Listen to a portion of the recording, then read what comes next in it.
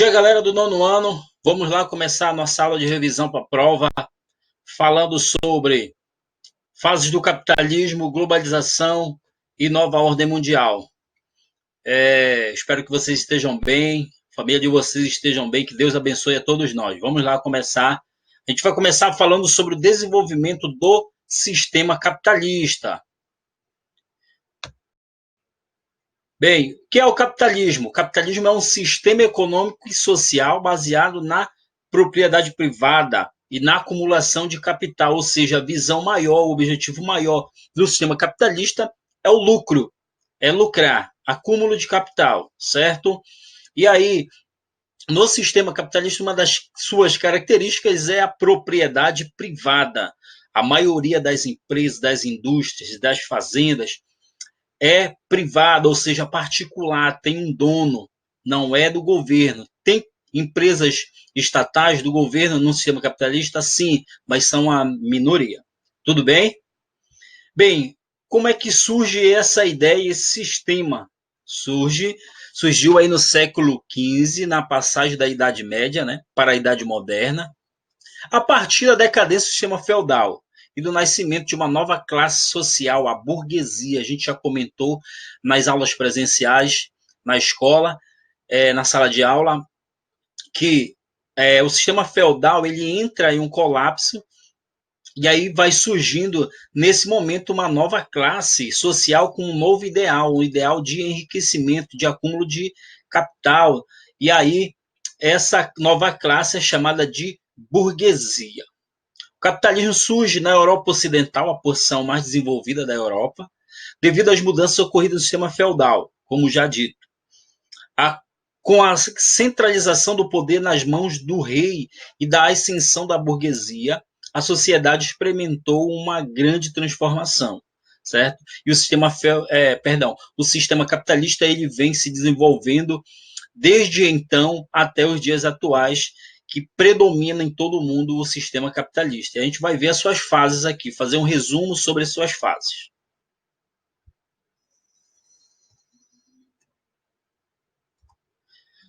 Bem, fases do capitalismo.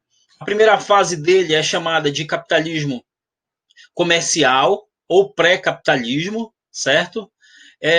Também chamado de mercantilismo, vigorou aí do século XV ao XVIII, a período das grandes navegações, correto? É o momento em que as potências da época, Portugal, Espanha, posteriormente a Inglaterra, a França, vão sair, na verdade já estavam circulando pelos mares, né? No período das grandes navegações, conquistando novas terras. No caso aí, nesse período, a América vai ser conquistada, o novo chamado Novo Mundo, né? O intuito principal do capitalismo comercial estava onde? No acúmulo de capital através do comércio, né? Da balança comercial favorável da conquista de colônias, ok? É nesse momento que Portugal conquista aqui as terras brasileiras, a Espanha também vai conquistar um território muito vasto, a Inglaterra lá na porção mais para cima da América, que hoje a gente chama de América Anglo-Saxônica. Então é nesse período aí que essas potências vão enriquecer nesse chamado pré-capitalismo ou capitalismo comercial, até mesmo mercantilismo. Essa é a primeira fase do sistema capitalista. A segunda fase é a chamada capitalismo industrial, momento em que surge a primeira revolução industrial, que a gente vai comentar um pouco mais para frente. O capitalismo industrial, ou industrialismo, surgiu com a primeira revolução industrial. Quando? No século XVIII. Né? A partir das transformações do sistema de produção, a revolução industrial ela vai dar um outro papel no sistema de produção, que aí vai ser chamado a partir de agora de capitalismo industrial. Houve mudança no modo de fabricar produtos manufaturados. Antes, cada produto era feito de maneira artesanal, né, em pequenas quantidades, a produção era mais lenta. E aí, com a primeira revolução industrial, o surgimento do motor, a grande sacada aí dos empresários, né, dos capitalistas, foi fazer a máquina a vapor, certo? Que vai mudar o processo de produção, mais acelerado. mais elaborados, passa para grandes escalas de produção. Desta maneira, o capitalismo industrial enfoca no desenvolvimento do sistema fabril de produção. Este vai necessitar mais mão de obra e desta maneira surge a classe operária, ou a gente também chama aí essa classe operária, são os trabalhadores, né, que vão fazer oposição à classe burguesa, né? São os grandes industriais, são os burgueses, e aí quem vai trabalhar, vender a sua mão de obra, serão os operários, tudo bem? Então, essa é a fase do sistema capitalista chamado de capitalismo industrial, a segunda fase.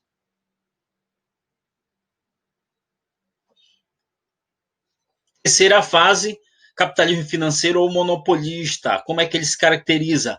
O capitalismo financeiro, iniciado no século XX, consolidado com a Primeira Guerra Mundial, né, início do século XX aí, o capitalismo financeiro está fundamentado nas leis dos bancos, vão surgir aí as primeiras instituições financeiras, das grandes empresas, das grandes corporações, por meio do monopólio industrial e financeiro também, tá? Por isso, essa terceira fase do capitalismo é conhecida como capitalismo financeiro, né, monopolista financeiro. Importante ressaltar que as indústrias e os comércios ainda lucram, porém, onde é que está o controle do capital? São controlados pelo poderio econômico dos bancos comerciais e de outras instituições financeiras, ok? Terceira fase é essa. E aí a fase que a gente vive até o momento é o capitalismo informacional globalizado, uma ideia bem ligada à questão da globalização. O capitalismo, nesse período, já na segunda metade do século XX, certo? O capitalismo informacional é marcado pelo avanço da globalização. A gente sabe que o capitalismo e a globalização eles estão ali intrinsecamente ligados, certo? E aí que vai surgir agora o capitalismo vai investir na ciência, na questão também da informação, recebe esse nome pois está intimamente relacionado com a sociedade da informação, ou era da informação, né? Suas principais características englobam a expansão e o desenvolvimento das tecnologias de informação, chamada de TI, aceleração e aumento dos fluxos de capitais, né? Transações internacionais. O capitalismo, nessa fase, ele permite que essas transações sejam mais rápidas. As mercadorias, as informações e as pessoas. Inclusive, aqui está os fluxos da globalização, né? E ainda a difusão do conhecimento científico. Ele vai se juntar à ciência, questão industrial, o capitalismo vai se juntar à ciência para desenvolver novas ideias para lucrar. Esse é o chamado capitalismo informacional globalizado. Vivemos ele até os dias atuais. Vamos fazer um breve comentário sobre as revoluções, né? Quem promove as revoluções industriais é o próprio capitalismo, a fim de elaborar melhor o seu processo produtivo e, com isso, conseguir obter maior quantidade de riqueza, né? O seu lucro. Bem, a Revolução Industrial foi um processo de grandes transformações econômicas e sociais, ou seja, mexeu muito na economia e na sociedade, que começou na Inglaterra no século XVIII. Chamamos de Revolução Industrial o processo que levou à substituição das ferramentas pelas máquinas, da energia humana, né, pela energia motriz e do modo de produção doméstico ou artesanal, pelo sistema fabril, ou seja, esse processo sai da casa do artesão e vai para onde? Para as fábricas. Primeira Revolução Industrial. Bem, aqui começa a fase do sistema capitalista chamado de industrial com a primeira Revolução Industrial. E aí a gente tem que entender onde ocorre, quando é o que ocorre aí essa situação da primeira Revolução Industrial. Ocorre na Inglaterra, a primeira Revolução Industrial ocorre na Inglaterra por volta de 1750, 60, século XVIII. E dura aí um século, né? Vai até o século XIX, 1850. A Inglaterra foi a pioneira, ou seja, o primeiro país a fazer essa revolução industrial, por causa de alguns fatores que favoreceram a Inglaterra. Por exemplo, a posição geográfica da Inglaterra, o acúmulo de capital durante o capitalismo comercial, ter muito carvão mineral, que é a fonte de energia da primeira revolução industrial, certo? Entre outros fatores, favoreceram a Inglaterra. A principal característica da primeira revolução industrial é a substituição da manufatura pela maquinofatura, ou seja, a gente vai ter algumas características da primeira revolução industrial. A gente vai ter a invenção da máquina a vapor, que vai funcionar através do carvão, o carvão mineral vai ser a principal fonte de energia aí, e o processo produtivo vai ser modificado, vai sair daquela manufatura e vai ser muito mais acelerado através das máquinas. Surgiram, na verdade, as indústrias, desenvolvendo-se especialmente a indústria do quê? De tecido, cuja produtividade aumentou devido à inserção da máquina de fiar.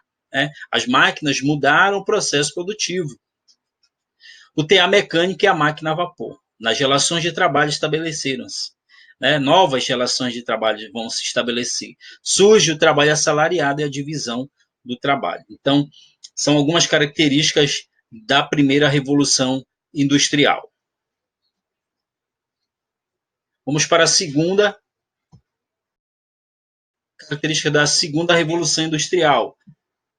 A segunda revolução industrial ela nasce com o progresso científico e tecnológico, aquele que ocorreu na Inglaterra, com a primeira, mas aí esse processo industrial ele vai se espalhar pela Europa e também aqui já vem pela América, pelos Estados Unidos, França, Estados Unidos, por volta da segunda metade do século XIX.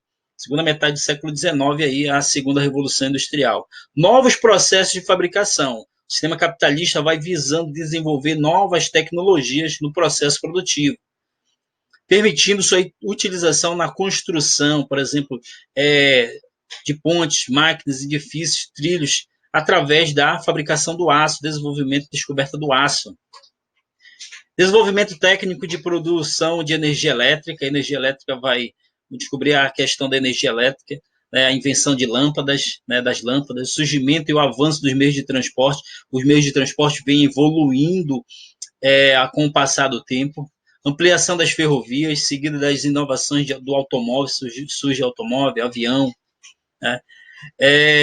Invenções aí na questão dos meios de comunicação, como o telégrafo, o telefone, a televisão. Avanço da química com a descoberta de novas substâncias, descoberta múltipla do aproveitamento múltiplo do petróleo. Vamos descobrir o petróleo aí, esse recurso natural que vai se ramificar, distribuindo vários outros subprodutos, por exemplo, a gasolina, o óleo diesel, o asfalto, e vão a inúmeros produtos derivados do petróleo, certo?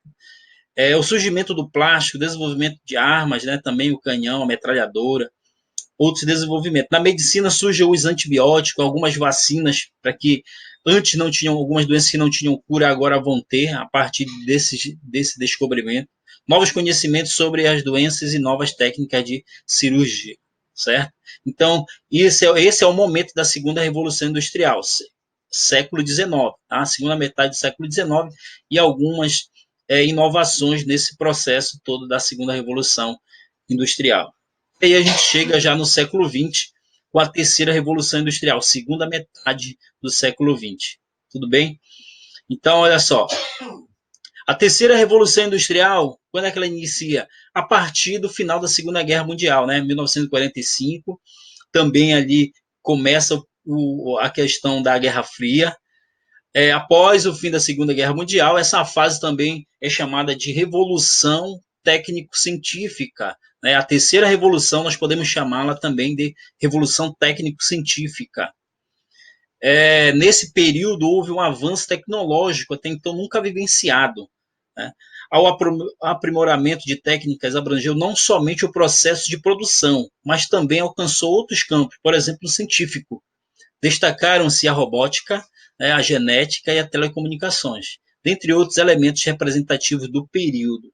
Então, a terceira revolução industrial está muito ligada à questão do avanço tecnológico cada vez mais rápido em outros ramos, dos ramos científicos, também na medicina.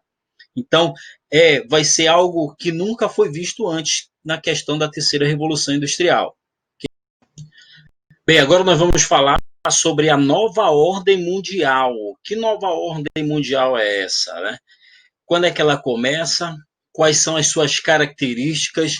É o que a gente vai ver agora. Bem, se nós temos uma nova ordem mundial, é porque existiu uma outra que hoje é considerada antiga, né? E essa nova ordem mundial, ela vai substituir o período da Guerra Fria, que hoje é considerada a antiga ordem mundial. A gente já viu sobre Guerra Fria, e aí o que acontece? Só relembrando aqui rapidamente, Guerra Fria foi uma disputa ideológica entre o sistema capitalista liderado pelos Estados Unidos e o sistema socialista liderado pela União Soviética, certo? E aí o que acontece? O mundo tinha dois polos. Era considerado o mundo bipolar, a ordem bipolar. Ou você era capitalista ou você era socialista. E assim era dividido o mundo. Então, desde o final da Segunda Guerra Mundial até o final da década de 80, início da década de 90, nós vamos viver a questão da bipolaridade da antiga ordem mundial. A partir de 1989, com a queda do Muro de Berlim, simbolicamente termina a Guerra Fria, mas oficialmente somente em 1991, com o fim da União Soviética. Então, essa antiga ordem termina aí, e daí em diante nós temos o quê? Uma nova ordem mundial geopolítica, principalmente da questão econômica. Olha esse ponto aqui. É um período posterior, ou seja, depois da Guerra Fria. A nova ordem mundial compreende um fenômeno de alteração da ordem mundial do plano geopolítico, do qual resulta uma nova configuração política, certo? Vai ser um outro cenário, vai ser uma outra dinâmica, né, a partir do finalzinho do século XX, ali, início da década de 90, até os dias atuais. Essa nova ordem mundial, ela vai começar aí e a gente vive ela até hoje, certo? Século XXI. Em tese, a nova ordem teve início com o final da Guerra Fria, queda do Muro de Berlim, fim da União Soviética, quando os Estados nacionais aceitam a hegemonia dos Estados Unidos. Ou seja, nesse embate socialismo, capitalismo, Estados Unidos e União Soviética, quem sai vencedor são os Estados Unidos, liderando aí o sistema capitalista. O sistema capitalista vai se expandir pelo mundo. Países que antes eram socialistas vão se tornar países capitalistas, certo? E reconheceram a OTAN, a Organização do Tratado Atlântico Norte, como a força militar internacional suprema, certo? Liderada por quem? Pelos Estados Unidos. Tudo bem? A gente vai entrar no slide que vai mostrar melhor a questão aí das características dessa nova ordem mundial. Características dessa nova ordem mundial. Vem após a Guerra Fria até os dias atuais, a gente já comentou.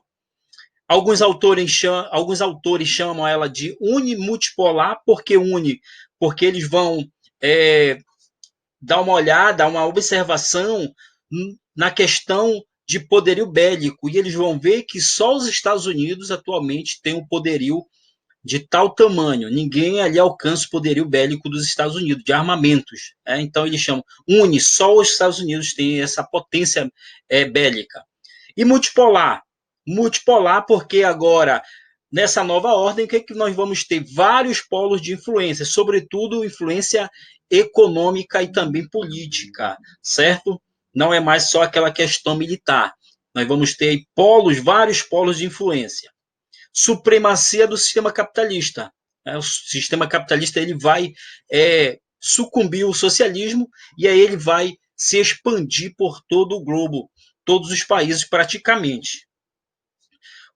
Vai acontecer a questão da globalização ficar mais efetiva, porque o sistema capitalista ele está ligado à globalização. A globalização ele favorece a globalização e a globalização favorece ao sistema capitalista.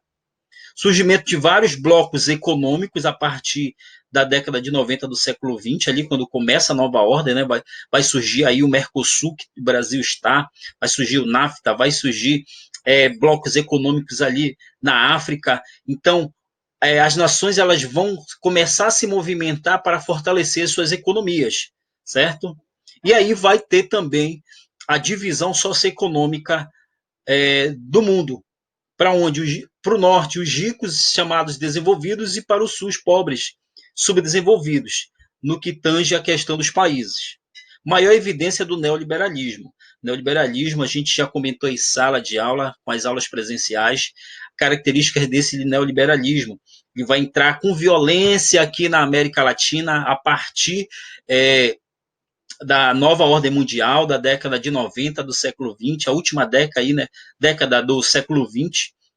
A gente comentou sobre o Brasil, o neoliberalismo, o ideal neoliberal, ele vai entrar com Fernando Collor de Mello, eleito presidente do Brasil em 1990, vai continuar com Fernando Henrique Cardoso, que vai ganhar as próximas eleições e vai ficar aí 8 anos no poder, também dando sequência ao neoliberalismo. E a gente vai ver algumas características do neoliberalismo mais para frente. Bem, aqui nós temos duas imagens. A da esquerda representa a divisão socioeconômica do mundo e os blocos principais polos de influência econômica. Os Estados Unidos mais para a esquerda, aqui influenciando toda essa área da América, toda a América praticamente. A Europa já recuperada economicamente, aqui é a União Europeia, influenciando a África.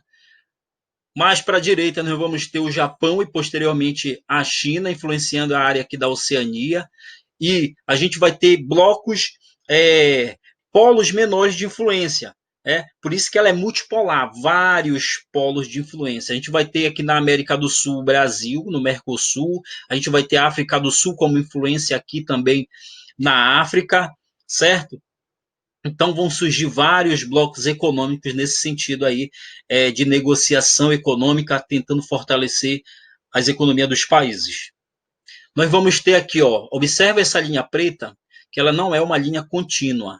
Ela vai fazendo aqui alguns contornos, é ela que separa o mundo rico do mundo pobre, do mundo desenvolvido do mundo subdesenvolvido. Para o norte, as áreas desenvolvidas, a gente percebe aqui, para o norte, Estados Unidos, a Europa, o Japão, a Oceania, certo? Ela vem pegar aqui embaixo a Oceania. E para o sul, aqui, nós vamos ter as áreas subdesenvolvidas, as áreas pobres, América Latina, África, Sudeste Asiático. Então, essa imagem nos mostra aí a multipolaridade com os três principais polos de influência econômica e a divisão socioeconômica do mundo. Tudo bem? A imagem da direita é uma reorganização nessa nova ordem, a reorganização política internacional. Fim da União Soviética, a nova ordem mundial surge, com a globalização tendo uma ênfase maior, aí, o sistema capitalista avançando pelo mundo, o neoliberalismo chegando, né, também com muita força, a ONU com dentro da ONU algumas organizações aqui, como a OMC, Organização Mundial do Comércio, Fundo Monetário Internacional, Organização Mundial da Saúde, Banco Mundial, certo? E aqui os blocos, esse grupo de países chamado BRICS, que o Brasil está também no meio, que são países emergentes que tiveram uma dinâmica na sua economia ainda na primeira década do século XXI já. O B é de Brasil, o R é de Rússia, o I é de Índia e o C de China e o S de África do Sul. Esse S aí é porque a sigla está em inglês, certo? E aí nós vamos ter exemplos aqui, do NAFTA, do Mercosul, do qual o Brasil faz parte, a APEC, a União Europeia e outros blocos que vão surgir, certo? Aí a gente chega nessa nova ordem mundial, ela vai favorecer a questão da globalização. Só que para a gente entender a globalização, a gente precisa voltar um pouco mais para trás, alguns séculos, né? E aqui nós temos um conceito do que é a globalização. Se é um conceito, a gente pode encontrar outros conceitos, mas com o mesmo sentido. Globalização é um fenômeno do modelo econômico capitalista. O capitalismo está extremamente associado, ligado à globalização, né? Consiste na mundialização. Né? O que é uma globalização? É a mundialização do espaço geográfico. O espaço geográfico é o planeta, né? O espaço do qual o homem tem a relação com o seu meio. por meio da interligação econômica, principal ponto, economia, política, social e cultural, certo? Então, esses fatores aqui, eles estão conectados mundialmente, em âmbito planetário, marcado pelo avanço tecnológico dos meios de transporte e comunicação. Não esquece disso. O avanço tecnológico nos meios de transporte e de comunicação foram fundamentais para o contexto da globalização, certo? Então, olha só, vamos nos atentar aqui sobre a origem dessa globalização. Alguns autores defendem uma ideia, outros autores defendem outra ideia, certo? Por exemplo, tem autores que defendem que a globalização realmente começa a partir da terceira revolução industrial, segunda metade do século XX, o qual o avanço tecnológico já está muito avançado e esse ritmo está mais acelerado. Outros vão defender o início da globalização lá na época das grandes navegações, quando os portugueses, espanhóis e ingleses eles vão sair da Europa e se conectar a outro espaço, por exemplo, a América, eles já consideram ali que o mundo está se conectando, ok? Beleza. Olha só, então a gente vai atentar aí no seguinte, vamos considerar que a globalização começa há pelo menos uns 500 anos atrás com a questão das grandes navegações. Tudo bem? Então, só. A título de resumo, podemos considerar que a globalização iniciou há cerca de 5 séculos aproximadamente. Ela consolidou-se de forma mais elaborada e desenvolvida ao longo dos últimos 50 anos, a partir da segunda metade do século XX, certo? Então, esse segundo ponto aqui vai juntar as duas ideias, né? Vai considerar que realmente começou há pelo menos 5 séculos atrás, com as grandes navegações, mas que ela se desenvolve, ela começa a ser mais ágil, mais efetivamente, a partir da segunda metade do século XX, aqui há 50 anos atrás, praticamente. Ok? Bem, alguns pontos aqui sobre a globalização. Globalização e capitalismo, ou capitalismo e globalização. O capitalismo ele desenvolve tecnologias, vem se desenvolvendo no ramo industrial, que também ele precisa desenvolver, digamos assim, canais para que ele se propague pelo mundo. E a globalização favorece isso, certo? E quem é que sustenta, quais são os pilares da globalização? Quem é que sustenta a globalização? Capital, ou seja, né, dinheiro e tecnologia, porque o capital vai gerar tecnologia e a tecnologia vai gerar capital novamente. Então fica nessa dinâmica aí, ok? Nós vamos ter fluxos nessa globalização. Principais fluxos da globalização: pessoas estão circulando pelo mundo, mercadorias, as informações e capital, as transações financeiras, certo? Esses fluxos eles são materiais, tangíveis, que a gente pode pegar, e imateriais, que a gente não consegue pegar, ok? Então não esquece, fluxos materiais e imateriais, pessoas, mercadorias, informações e capitais. Esses fluxos eles estão conectados em rede. A gente viu, tem um exemplo para vocês, desses fluxos sobre rede, alguns exemplos aqui, a internet, a rede mundial de computadores. E nessas redes existem os fixos e os fluxos. Por exemplo, um computador aí na tua casa faz parte de uma grande rede, que é a internet, certo? E o teu computador é um fixo, porque ele está fixo aí na tua casa, ok? O que é o fluxo? É a informação que se passa aí na rede mundial de computadores. E a gente pode fazer associação também aos portos, aos aeroportos, a questão das rodovias, né, interligações aí das rodovias. Então esse fluxo ele está em rede, tudo bem? O avanço tecnológico nos meios de transporte e de comunicação, a gente não pode esquecer disso aí. Cada vez mais o sistema capitalista investe nesses dois ramos aí, transporte e comunicação, ok? Para deixar essa globalização mais dinâmica.